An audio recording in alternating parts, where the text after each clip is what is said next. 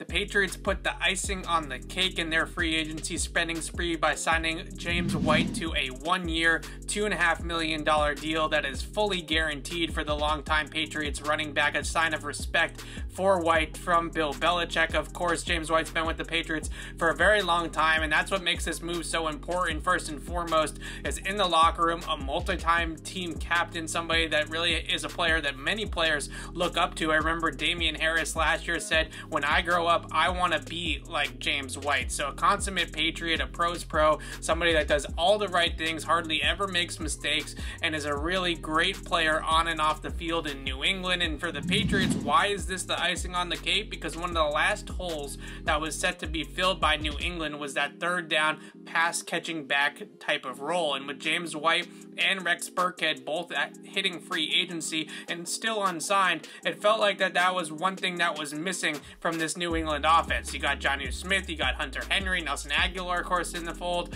and a much better group of pass catchers all around, but they were still missing that running back out of the backfield that could catch passes. Well, no longer are they missing that. James White back in the mix at least for one more year, $2.5 million deal. As I mentioned, I think the Patriots still could look for the draft for running back help, maybe a long-term fit in that third down roles, another power back. New England still continues to look at the market and those types of guys like a Leonard Fournette, for example. So I don't think the Patriots are totally done adding to their running back room. I still think that a running back in the draft, like I said, like a Demetric Felton potentially, that could play in that third down role is something that is on New England's radar. But at least for this season, the 2021 season, the Patriots are all set in that role with James White back in the mix. A huge deal for the Patriots coming off the heels of re-signing center David Andrews. They went out, they spent a whole lot of money to add talent to the roster. Now they're taking care of some of their own players, and the Patriots are filling holes left and right. Third down running back now checked off the board.